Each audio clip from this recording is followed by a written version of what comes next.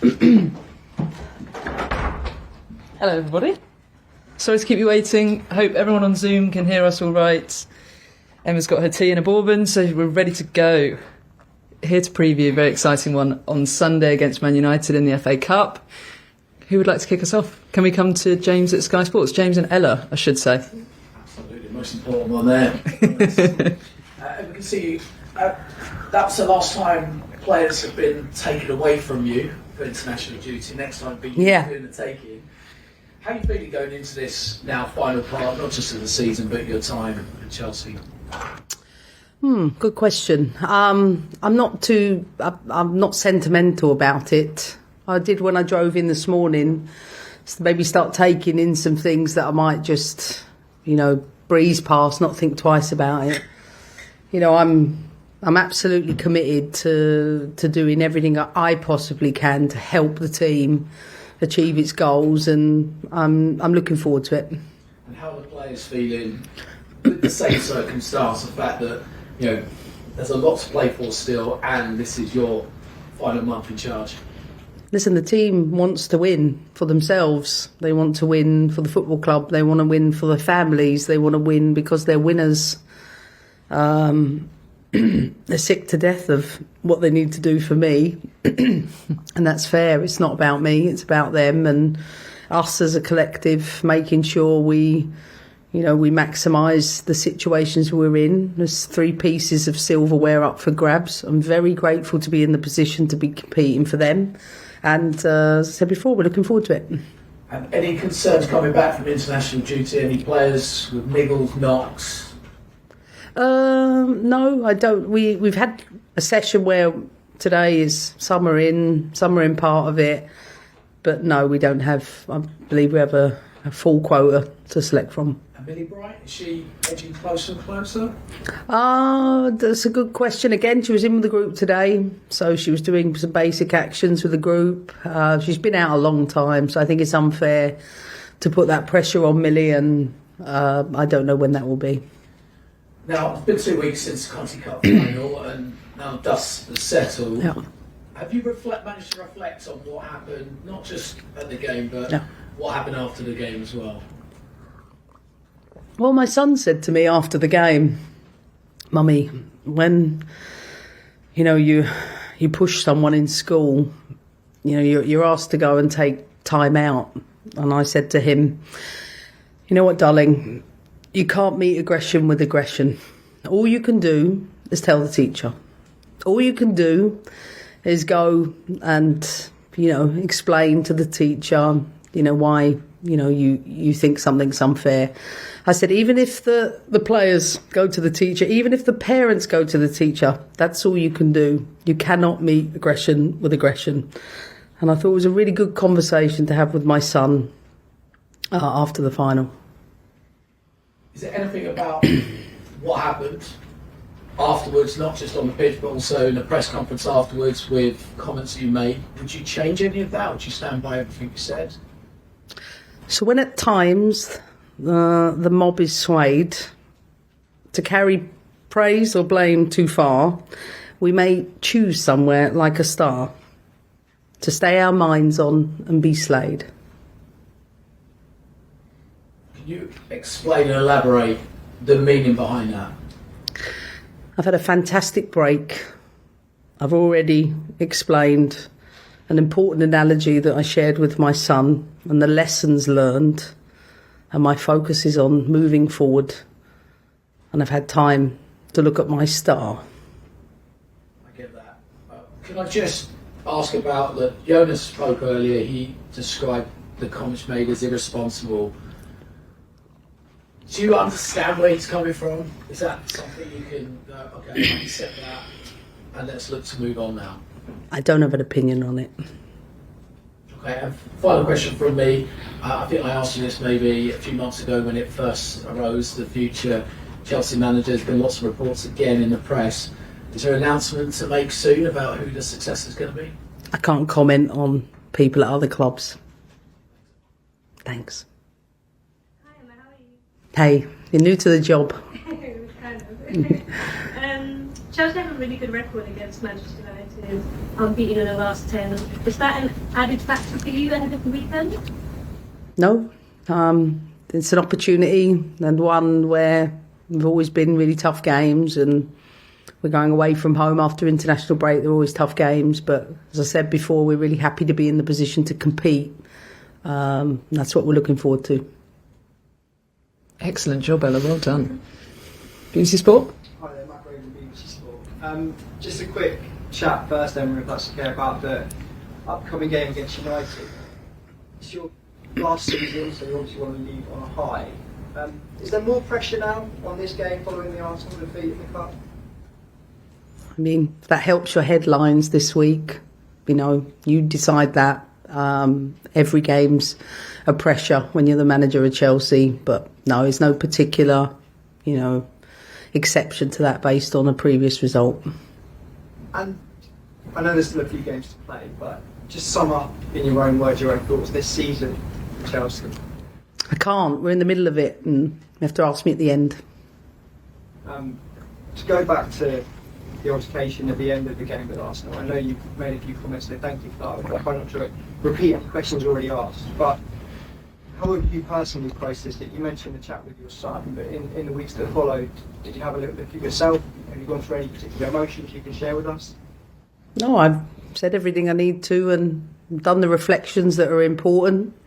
As I said, you can't meet aggression with aggression. Jonas said that he didn't want the media to put too big a spin on it, to keep it in perspective. Had he pushed you in the same manner, would you have felt the same? I've said everything I need to say on it. I think we need to focus on the game at the weekend. That's the important talking points, and we need to move past that. We certainly do, and that's definitely, I'm sure, what more questions will be, but you can understand why there is media interest in that kind of altercation following a professional game of somebody of your calibre. When we talk about respect so much within the sport, you can understand why we're asking these questions. Yeah, of course, that's what you're paid to do. I totally understand that. As I've said already, of course it's not right to meet aggression with aggression. I can only control my own behaviours, and I've reflected on that, and next time I just need to listen to my son's advice, and I need to go to the teacher if I've got anything to say. Final question on this, and then we will move on. Jonas said he would be willing to have a conversation with you once the dust settled. It's been a couple of weeks now. Has that happened, or do you anticipate that happening? We don't play Arsenal. We don't have each other's telephone numbers. We'd have no reason to do that. But I'm sure when I become the boss of the USA, we will have conversations. But until the end of the season, my focus is on Chelsea. Can you just have a quick word, please, on Rachel Daly, because she obviously shot retirement from the international scene this week. Just a few words on her, how good she was for England, what she would like to play, so versatile, etc. Yeah, brilliant player, really brilliant leader in so many ways. I admire the way Rach plays and everything she's given to club and country.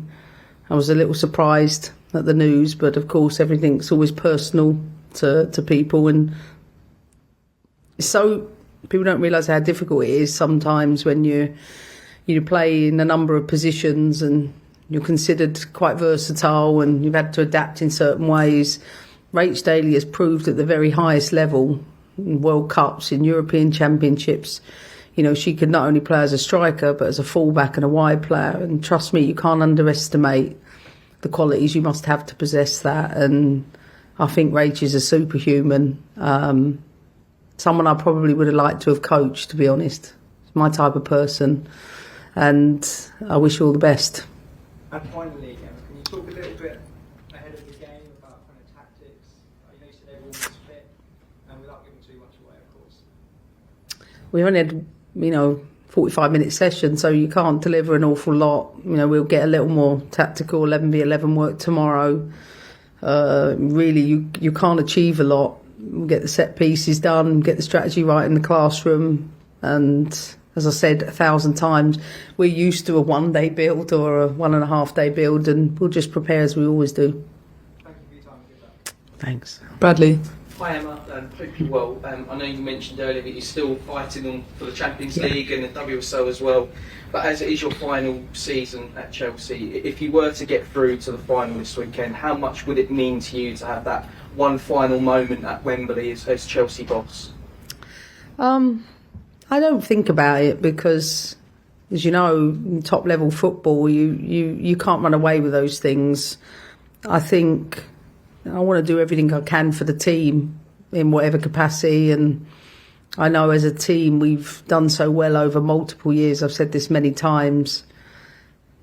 I don't think in the last 5 years any team's played the volume of games we have, let alone the number of finals we've reached, and that takes its toll in so many ways. So I just have so much admiration for the players to keep doing it again and again. And I would really hate to be at this stage of the season not competing for anything. So I'm happy to be in a place where we've got FA Cups, Champions League, leagues to still be in. I think that certainly keeps the group nice and motivated.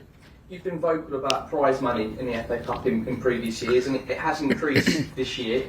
Is it enough, or was there more work to be done, do you think? I don't know what the numbers are, and I think I've always been an advocate of, trying to, push that up, and I'm sure my opinion won't change on that. I wanted to ask you about Hannah Hampton as well, because she started for England in the week. She's been so impressive for you since coming into the side. What have you made of her performances? And now there's a really intriguing battle between her and Mary Earps for that #1 shirt with England too. Yeah, I mean, Hannah's, come into the club, really, she's fought really hard to get into the position she's in. She knew and accepted what that was when she came to the club, and that's why I think it's always important for the players to trust their own hearts about the things that matter most. And, she has, I think, grown and learned in many ways. I've said this to many, many people. She's been an absolute joy to coach. She's been like a sponge, so coachable, really infectious, really gives a lot of energy to the group. And no matter what role she has, I think she's dealt with that really well, even when she wasn't playing.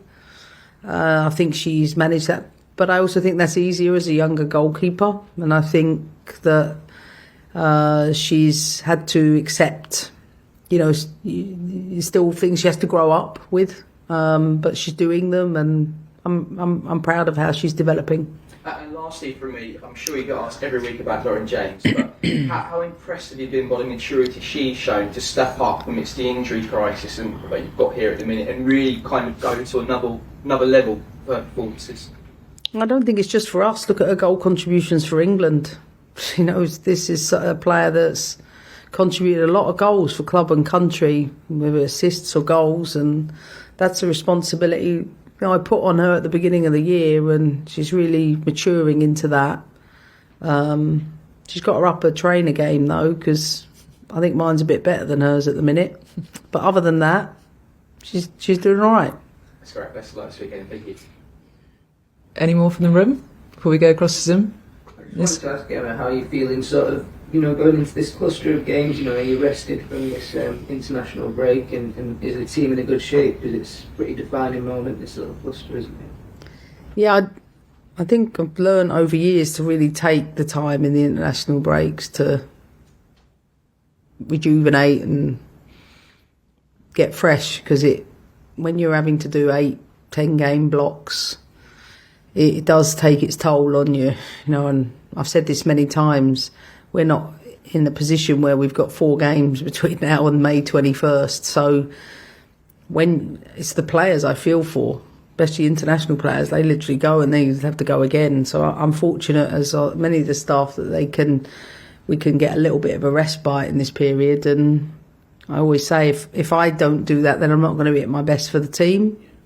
So yeah, no, I feel fresh, focused, and just ready for the last part. I'm just conscious one of the reasons you're leaving Chelsea is to have a lighter schedule, so this is the tail end of your Chelsea time, right, where you're kind of hanging in there as a person, right? Is that how it feels sort of a bit?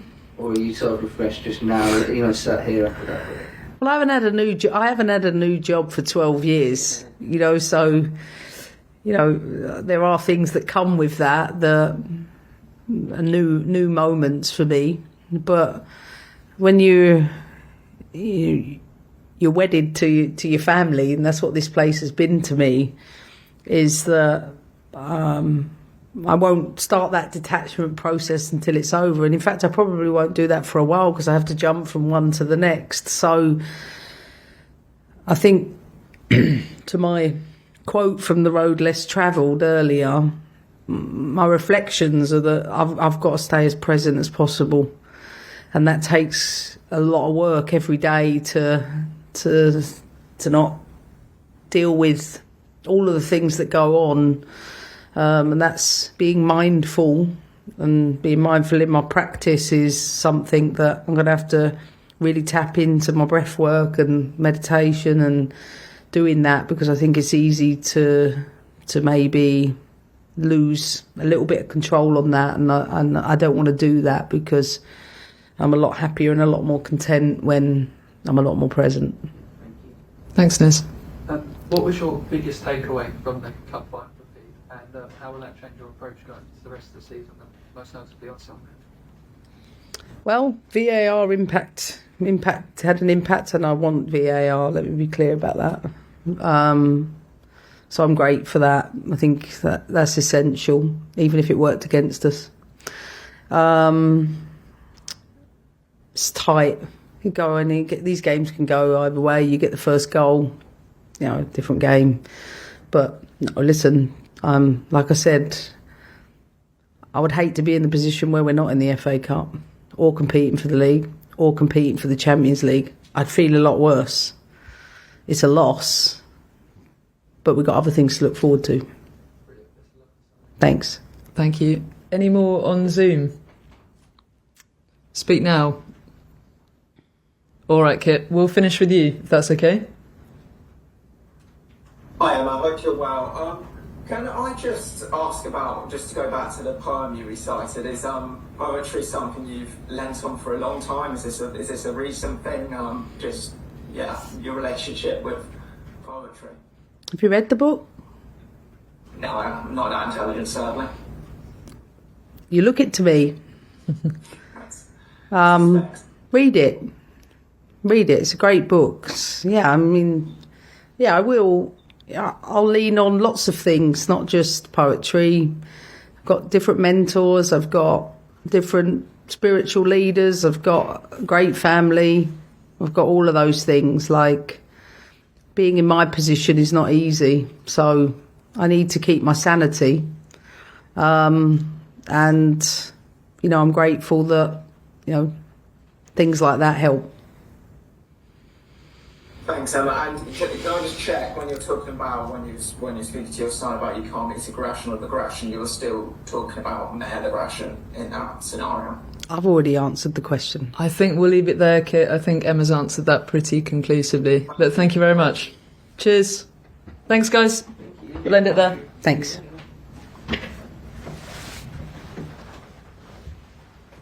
Thank you very much, Emma. You're welcome. See you later, guys. Nicky, I'll just grab my bag.